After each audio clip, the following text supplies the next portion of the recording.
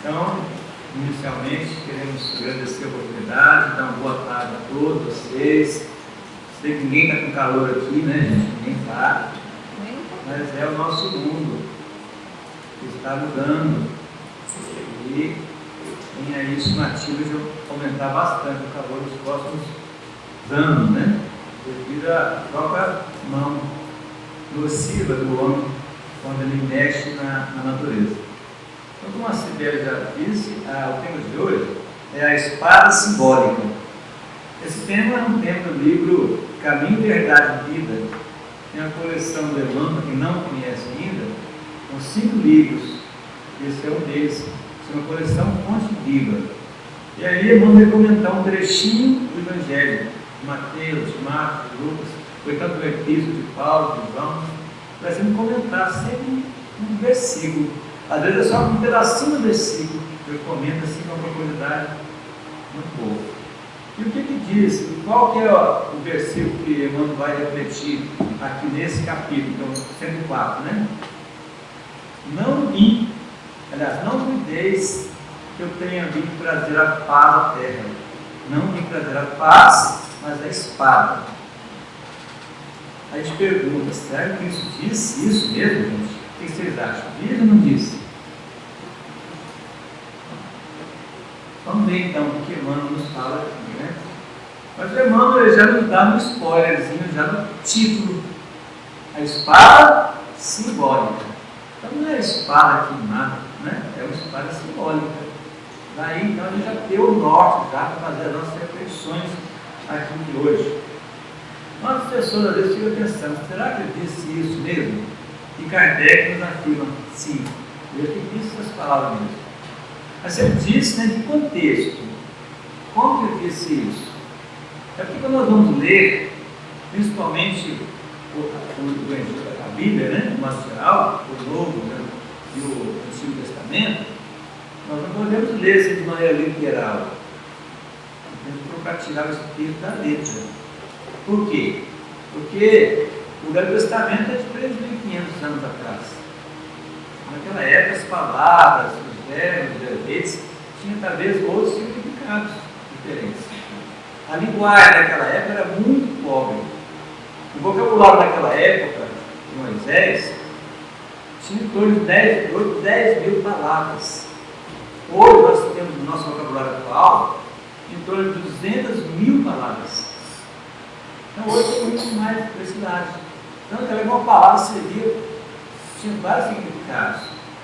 Algumas palavras têm significados contrários opostos. Então hoje nós sabemos que para falar uma língua, e para fazer um curso de línguas, inglês, espanhol, francês, se eu falar fluentemente, eu preciso conhecer pelo menos 20.000 palavras.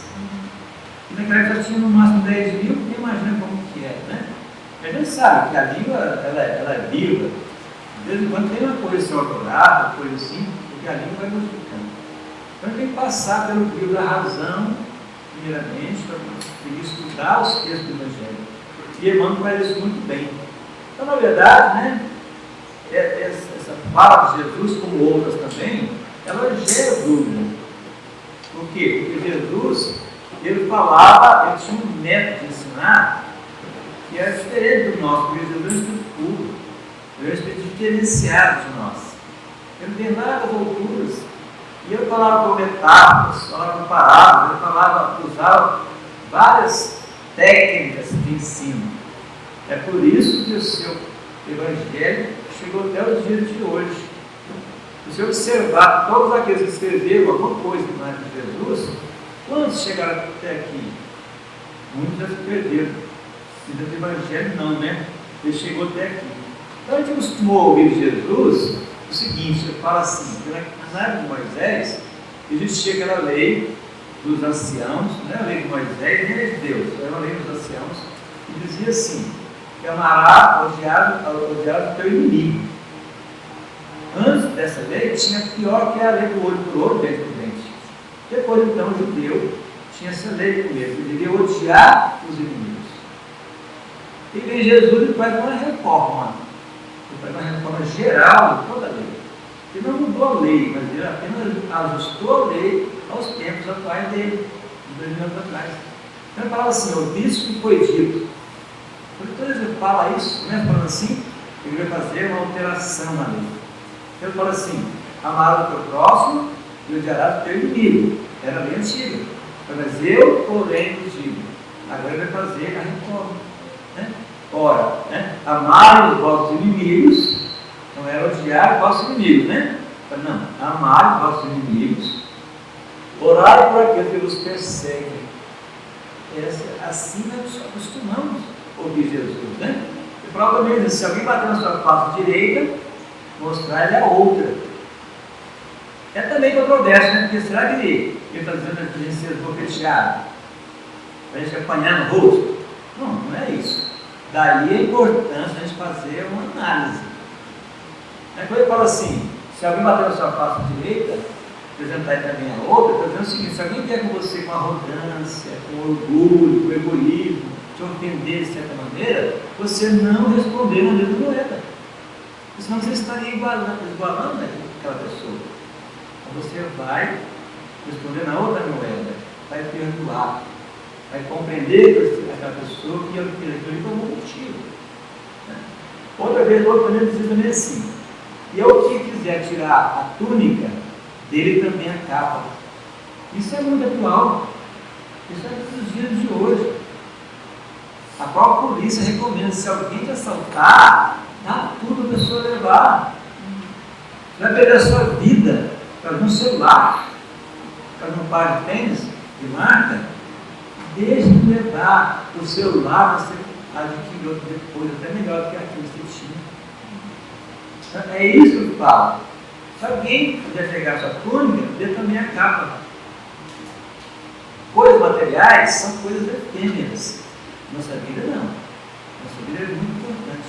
Temos que fazer de tudo para preservar a nossa vida. E aí vai. E vai ter um caso também, muito interessante. A gente vê que como ele era da paz, quando ele estava no Jardim das Oliveiras, e chegaram os soldados para prendê-lo, Pedro, que era valentão, né? Tirou a espada e cortou a orelha do soldado.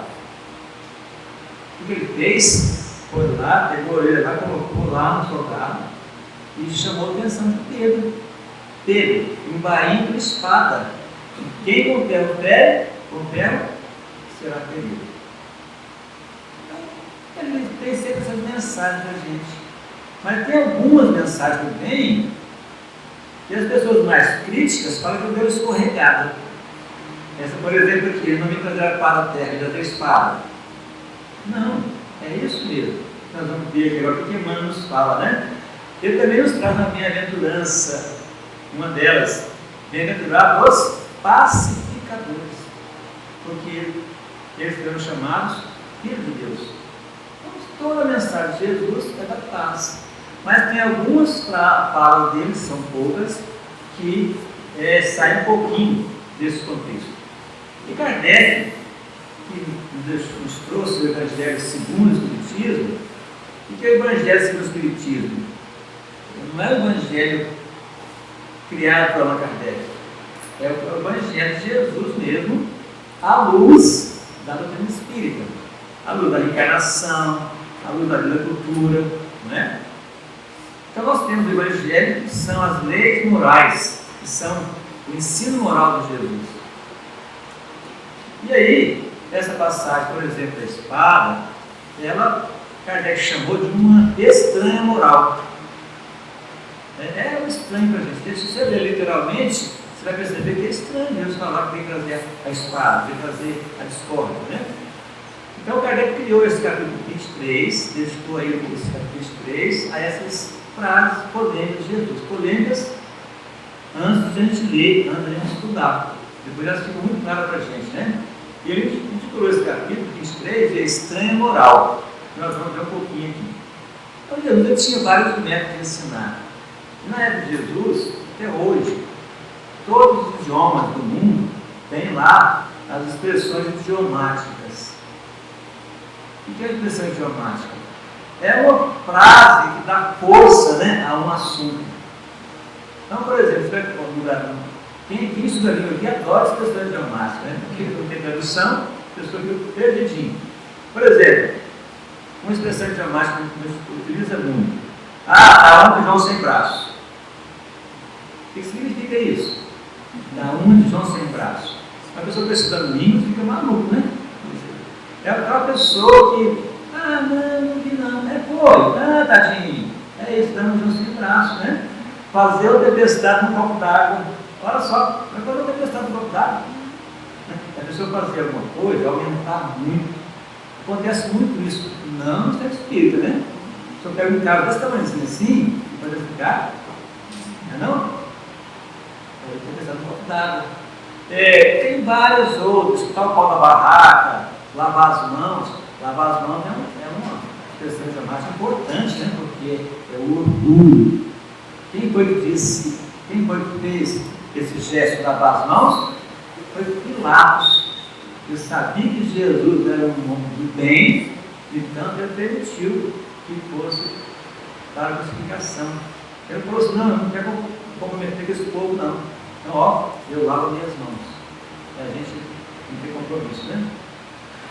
Então tem uma passagem também, que a Kardec vai estudar no capítulo 23, que diz assim, se alguém vem a mim e não odeia seu pai, sua mãe, sua mulher, seus filhos, seus irmãos e até a sua própria vida, não pode ser meu discípulo. Complicado, né?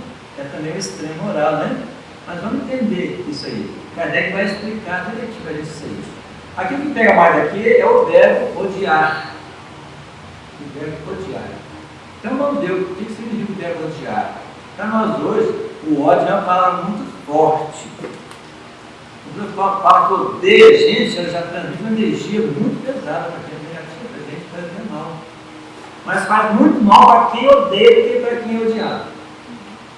E às vezes, a pessoa odeia outra pessoa, a pessoa nem sabe. Então quem é que está passando? Quem está sofrendo? É quem está odiando, né? Então aqui a palavra o verbo odiar que complica, né? Então Kardec também sentiu dificuldade em refletir sobre isso. Ele procurou ajuda. Procurou uma pessoa que entendia muito de língua, a linguagem semítica, que é a linguagem de Moisés, a linguagem passada, o hebraico, o aramaico, o senhor Pesani. E ele foi estudar, pesquisar, e ele descobriu então qual era o significado da palavra odiar naquela época.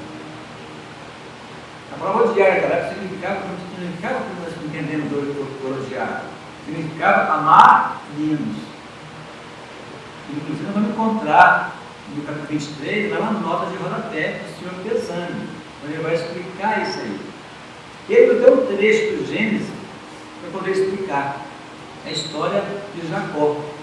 O pai de Jacó falou assim, Jacó, você está idade boa de arrumar uma namorada, né? Vai até tal lugar assim quanto o seu tio, Labão. E ele tem umas filhas. Vai lá, você arrumou uma esposa para você, para se casar. E ele foi. Levantava-se a pé.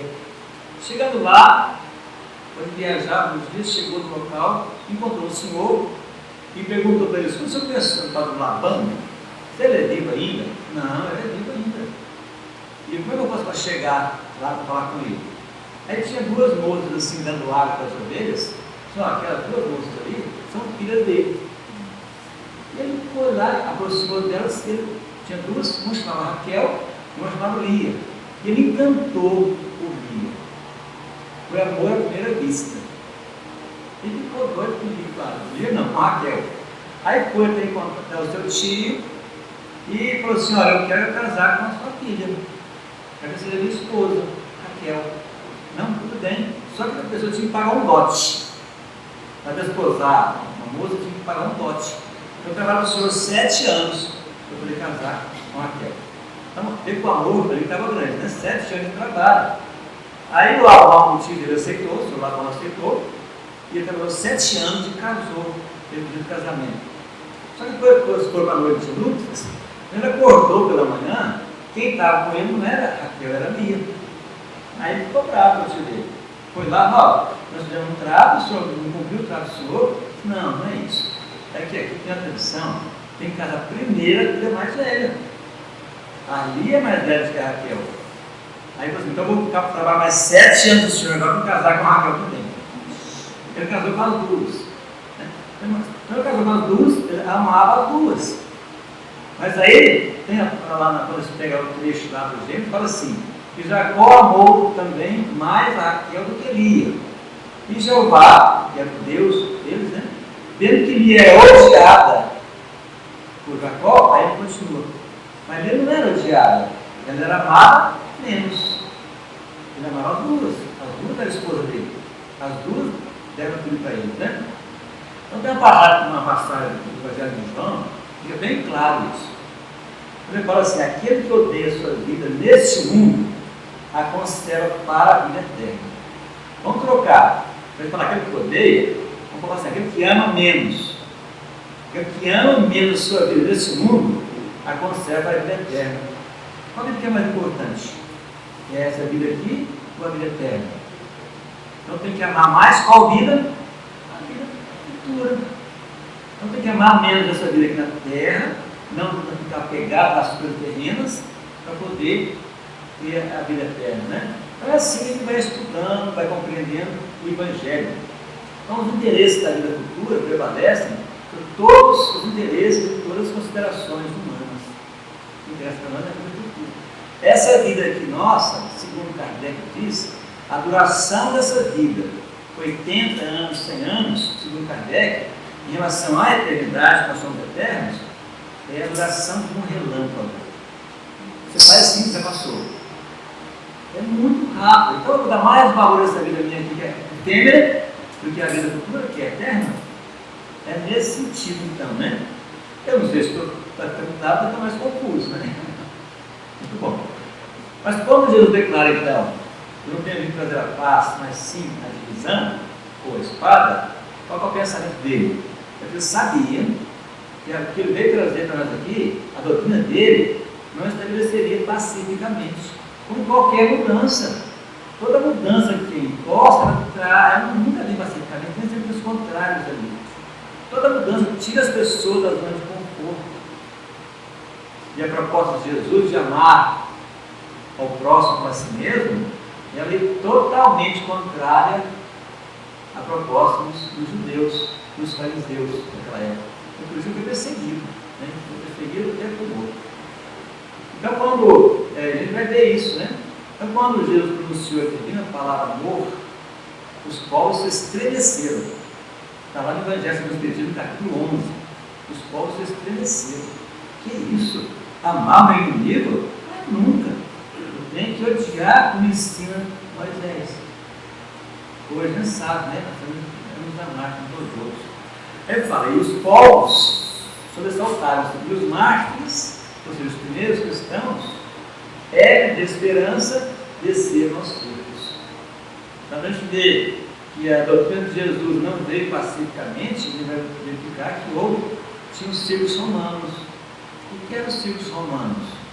Era aquele local como se fosse um Maracanã. Tinha lá no meio, embaixo ali, e tinha as arquibancadas onde as pessoas ficavam. Então existia lá os gladiadores, existiam as corridas ali dentro, e tinha também aquele local onde eram jogados os cristãos para serem devorados pelas feras. Sempre tinha um grande evento, tinha que ter uma grande atração para chamar o povo, e eles promoviam uma carnificina dessa. E era criança, era jovem, era idoso, não tinha discriminação. Pegava todo mundo, jogava lá, deixava os céus ficar com uma semana, ficar bem com vontade, com bastante apetite, e aí abriu os portões das feras da casa ali e se traçadaram. Por quê? Porque eles eram cristãos, eles seguiam o ensinamento de Jesus, né? Vamos encontrar também na Idade Média a Inquisição, período escuro da humanidade, como já diz Emmanuel. Na Inquisição, ninguém tinha direito de pensar. Quem pensava? O pensamento que era diferente da igreja colocava era considerado como herege. E era assassinado, sabe como? Queimado vivo. Para que eles dependiam de Jesus, eram queimados vivos. Então não era só de tirar a vida, não era só eliminar, não. Era tirar a vida, mas com muito sofrimento. Para você ter ideia, construíram-se muitos equipamentos de tortura na perseguição. Muitos. O suplício, né? Amarrava a pessoa com os braços em cima, a pessoa ficava rodando ali, ia arrebentando a pessoa todinha. Arrancava os braços, arrancava as pernas. Tinha uma cadeira assim, cheia de prego, assim, quando sentava a pessoa ali, ia apertando.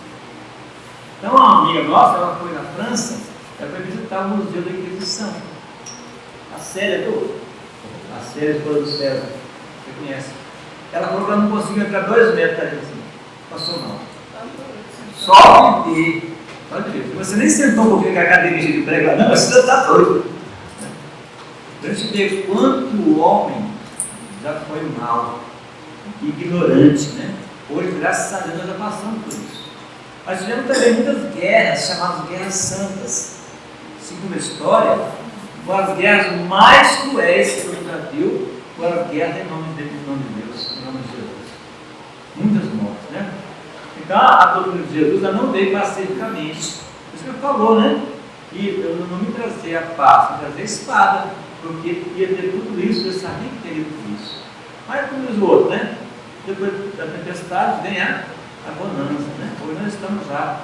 Antigamente a gente falava assim no local, assim quando saía de fora, estava preso, ia ser assassinado. Hoje não, né? Vim aqui, falar, ouvir, todo mundo embora para casa. Então, Emmanuel vai falar assim, no trecho que Emmanuel vai comentar no livro Caminho, Verdade e Vida, fala que muitos leitores do Evangelho perturbam-se antes dessas afirmativas do Mestre Divino. Porquanto, o conceito de paz entre os homens, desde muitos séculos, foi visceralmente viciado. O que é paz para a gente? Para muitas pessoas aí, magnatas, ricos, paz é mandar os filhos para os Estados Unidos, morar nos países do primeiro mundo, na Europa, eles acham que lá tem paz. Mas aí, a paz é isso. Para outros é construir os fortes, os castelos e colocar soldados em volta armados no residência. Aí eles acham que estão lá dentro estão em paz. Mas é isso, essa que é a paz que a gente conhece. Então Jesus falou assim: a minha paz vos dou, mas não vos a dou como o mundo a dá. A paz que nós conhecemos hoje é uma paz relativa. Em relação a quê? Ao nosso grau evolutivo. Na paz de hoje é muito melhor do que a paz que tinha há 2, 3 mil anos atrás. E a paz daqui a 5 mil anos, daqui a 1 milhão de anos, vai ser uma paz muito melhor do que hoje. Essa paz nós só vamos consegui-la, uma paz assim, sem mestra nenhuma, só quando nós chegarmos nos mundos celestes ou divinos. Quando nós chegarmos no topo da nossa evolução, buscando a nossa perfeição. Todos nós um dia nos tornaremos perfeitos. Não perfeito, absolutamente perfeito, mas uma perfeição relativa, né? Relativa, que perfeito só Deus, não é isso? Pela expressão comum, ter paz significa haver atingido garantias exteriores, apodrecendo na ociosidade e ausentando-se nos movimentos da vida. A pessoa que quer ter paz, tem dinheiro e constrói um castelo, pronto. Tudo na ociosidade, né? Então as pessoas têm maneira de cobrar a paz das autoridades. A polícia faz isso, faz aquilo, o juiz só as pessoas têm. Então, como se as autoridades pudessem fabricar a paz. Mas não é assim. Eles também estão trabalhando o máximo possível a tentar buscar a paz. Só que a paz não consegue, não é decreto, não é lei, não é constituição, vai fazer outra a paz. Então, Lúcio, no livro de Jesus no Lar, capítulo 1, ele está na casa de Pedro, orientando Pedro sobre o culto cristão no lar. Aí ele fala assim: Pedro, a paz no mundo começa sob as telhas que nos acodemos. A paz no mundo começa onde? Debaixo das telhas da nossa casa. Quando as pessoas estão ali junto com a gente. Nós nos reunimos no mundo espiritual, preparando para a reencarnação e combinamos: ó, você vai nascer comigo, Sibeli, você vai ser minha irmã. Porque a gente tem que parar aqui nas áreas aqui, aí como irmão está pertinho fica mais fácil. Chega aqui esquecendo tudo. Aí começa a lembrar do passado. Então, onde é que começa a paz? Dentro do nosso lar. Tem um músico que já esteve aqui no Ceal, Nando Cordel, fez uma cantada para a Nazaré, no 2010. Ele tem uma música que fala da paz. Ele fala que a paz do mundo começa em mim. A paz do mundo começa em mim. Se eu tenho amor, com certeza eu sou feliz. Porque o amor é a base da felicidade. O amor é a base da paz. Quem ama, não odeia ninguém. Né? Ele fala ainda, se eu faço bem ao meu irmão, tem a grandeza dentro do meu coração. Então aquele que ama o seu irmão, faz o bem. Quando fala meu irmão aqui, está falando de um modo geral, todos nós somos irmãos. Então fazer o bem não é dar uma cesta básica somente, não é dar um cobertor. É você dar um abraço, um abraço, um sorriso, uma atenção. Não é? Isso que é fazer o bem. Então ele fala, chegou a hora, agora aqui ele vai dar um puxão de orelhas, chegou a hora da gente construir a paz. Ou seja, o momento é agora. Sabe por quê? Nós estamos aqui no local aguardando nossa chamada para ir para o mundo. Tem dois mundos aí à nossa frente. Tem um mundo que eles chamam de mundo de regeneração, acho que todo mundo quer ir para ele, e tem um mundo mais atrasado que o nosso. Aqueles que já estão preparados, né, muitos chamados, poucos escolhidos, eles já estão indo nesse mundo de regeneração. Regenerar quer dizer como reconstruir. O homem detonou esse mundo aqui, não tampou as minas de água para poder fazer lavoura, o homem derrubou as árvores, queimou as árvores para poder fazer carvão. Então nós detonamos esse mundo nosso aqui. E tem enchentes hoje que leva assim cidades inteiras. Porque o homem construiu asfalto, impermeabilizou tudo, e a água que andava, que passava, não pode passar. E a gente reclama da natureza, né? A natureza está violenta, porque o homem deve ficar assim. Nós vamos ter a oportunidade de resgatar isso, de consertar isso. Agora, se a gente pretende, não, eu prefiro fazer o mal, eu não quero fazer o bem, eu estou assim, tudo bem, vai para o mundo condizente às suas aspirações, não tem problema. Quando vai conscientizar que tem que fazer o bem, ele vai ser convidado a ir nesse mundo melhor, não é isso? Então, Jesus não poderia endossar, ele diz aqui, Emmanuel, né? Tranquilidade desse já é esse, ou seja, uma tranquilidade desse estilo que nós pensamos aqui. Trouxe consigo a luta regeneradora da espada simbólica, do conhecimento interior pela revelação divina, a fim de que o homem inicie a batalha para poder estar em si mesmo. Essa espada que nós temos foi cortada dos nossos próprios males, nossas mazelas, nosso orgulho, nosso egoísmo, nossa vaidade. É isso que essa espada vai cortar dentro da gente. E a espada, então, na verdade, é a nossa boa vontade. Se não tiver boa vontade, eu não consigo fazer isso. Então, o mesmo bem-estar, o combate da redenção sobre a terra, foi formar uma frente de batalha sem sangue, destinada à iluminação do caminho humano. Quando Jesus estava na casa de Pilatos, no pretório, que chamava, né? Era um local que chamava varanda, e ela dava para a rua, onde ficava ali as turmas, né? No início do dia, né? As turmas ficavam ali, o povo revoltado, porque eles estavam sendo incentivados pelos judeus a pedir a condenação de Jesus. E Pilatos várias vezes foi lá e, gente, esse senhor não fez nada, porque vocês querem justificar. Enfim, e Pilatos perguntava para o Senhor Jesus, tu és rei? E ele falou, eu sou rei, mas meu rei ainda não é desse mundo. Se meu rei fosse aqui desse mundo, os meus soldados estavam aqui. Jesus viveu aqui, foi uma pessoa que mexeu com gente grande, e ele tinha soldado. A paz dele era a paz que ele tinha dentro de Deus, já, Deus muito puro, né? Ele falou assim, se meu soldado estivesse aqui, ia brigar com os seus, ia ter divergência, ia ter sangue. O meu reino não é desse mundo. Meu reino é da paz, é da concórdia, né? Na questão 304, o livro O Consolador, é um livro também ditado por Emmanuel, Chico Xavier. Ele pergunta assim, qual o espírito dessa letra?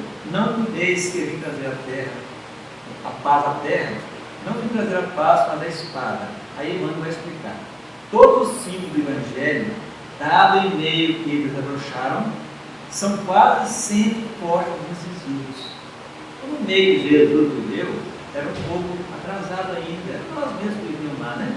Muito atrasado, tinha cultura, tinha conhecimento, eu tinha que falar de maneira forte, para que ficar gravado, a pessoa refletir. Né? Jesus não vinha trazer ao mundo a palavra de contemporização com as fraquezas do homem.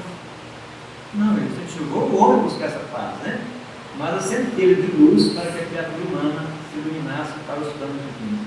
A lição sublime do Cristo ainda sempre pode ser conhecida como a espada renovadora, na qual deve o homem lutar consigo mesmo, extirpando os velhos inimigos do seu coração. Então essa que é a espada da gente, nós temos a espada, nós temos os recursos para nos melhorarmos, né? Cabe a gente mesmo. E isso então não depende do outro, não depende do fulano, se fulano. Ah, porque o cara tem uma escolha muito complicada, não depende da escolha. Ah, meus filhos são rebeldes, não depende dos meus filhos, depende unicamente de mim, da minha escolha. Então essa espada é a minha escolha. Qual a escolha que eu vou fazer? De extirpar de mim todos os males, principalmente o orgulho e o egoísmo, que são as grandes chagas da humanidade. Nós podemos até tentar, mas não é fácil. O próprio Paulo de Tarso dizia, né? O que eu quero fazer eu não faço, o que eu não quero eu ainda faço. Nós nos pegamos, às vezes, fazendo coisas erradas, mas nós temos a escolha da gente. Finalizando aqui com a história de um índio, Cherokee, um índio americano. Certa vez ele, em seus conflitos, ele disse assim: eu tenho 2 cachorros dentro de mim. Um é bom e dócil, o outro é violento e mau. E os 2 vivem a brigar. Então nós temos dentro de nós esses 2 cachorros. Eles estão brigando ali, são os nossos conflitos. Quem não tem conflito nesse mundo? Né? Eles estão brigando ali. Aí perguntaram para ele assim: qual dos 2 cachorros vai vencer a luta? O que ele respondeu? Aquele que eu alimentar. Qual que eu vou alimentar? É o cachorro bonzinho, dócil? Ou é o cachorro bravo, o cachorro? Aí cabe a mim. A escolha é totalmente minha. Né? Então nós perguntamos, né, para deixar aqui como uma pergunta, para a gente refletir depois, qual os 2 cachorros nós estamos alimentando? As pessoas vão se alimentar o mal, a violência. Muitas pessoas aí fazendo bem, fazendo a caridade, ajudando o próximo, e muitos outros fazendo o mal. Diante da pandemia, quantos nossos irmãos da saúde trabalharam para salvar vidas, enquanto outros estão explodindo bombas, jogando bomba nos apartamentos, explodindo tudo para matar. Então a escolha é assim.